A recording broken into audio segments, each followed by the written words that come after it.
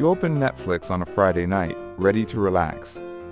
An hour later, you scrolled through hundreds of titles, watched a dozen trailers, and you end up watching nothing at all. Or you open a dating app. You swipe through an endless stream of faces, each a potential life partner. But instead of feeling hopeful, you just feel exhausted and strangely empty. This feeling of being overwhelmed by choice is a defining problem of modern life. We are told that more options mean more freedom, and more freedom leads to more happiness. But if that were true, why does scrolling through an infinite menu make us so miserable? The conflict isn't just about what to watch or who to date. It's about the paralyzing pressure to make the absolute best choice when faced with a seemingly infinite number of them. We believe the perfect option is out there, and finding it is our responsibility. So you keep searching, convinced that the next scroll or the next swipe will reveal the one thing you're looking for, only to find the process itself drains you of any joy. This isn't a personal failing. You are not indecisive. You are experiencing a psychological trap that is built into our world of abundance. Our brains evolved in a world of scarcity, where having 2 or 3 options was a luxury. We are not equipped to handle the digital fire hose of choices we face every day. Let's break down why having more options so often leads to less satisfaction. The first major problem is called analysis paralysis.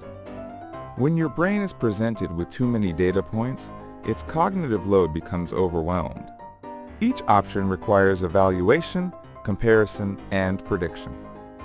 Instead of carefully weighing the pros and cons, the brain simply freezes. The mental effort required to make a decision becomes greater than the potential reward. This is why you give up on Netflix and go to bed. The decision itself becomes too much work, so you unconsciously choose to do nothing. The second problem is escalating expectations. When you only have a few options, your expectations are realistic. You just hope to find something good. But when you have 1,000 options, your brain assumes the perfect one must exist.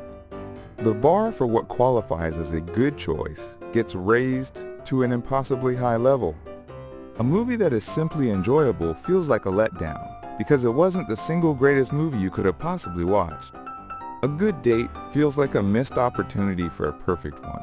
Think back to the days of video rental stores. You walked in, saw a few hundred tapes on the shelves, and picked one. You didn't expect to find the greatest film ever made.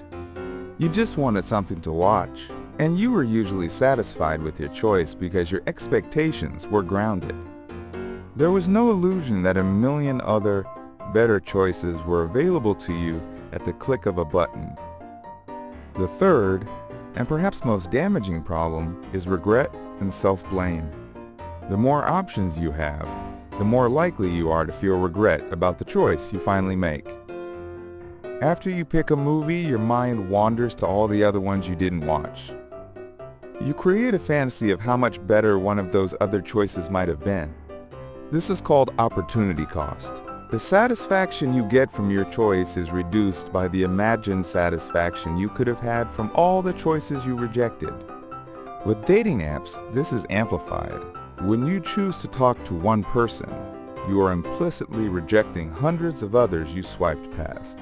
The weight of those imagined alternative relationships can make you dissatisfied with the real one that is perfectly good, simply because it isn't a flawless fantasy.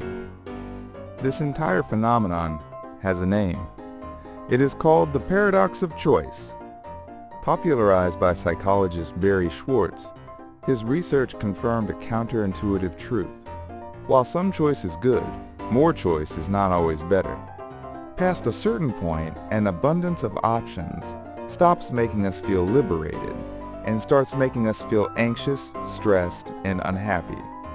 The freedom to choose becomes a tyranny of choice. We are trapped by the very thing we thought would set us free. So how do you escape this paradox? The solution is to intentionally create your own limits.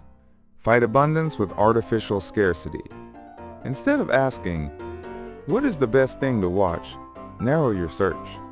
Ask, what is a good comedy that's under 2 hours long?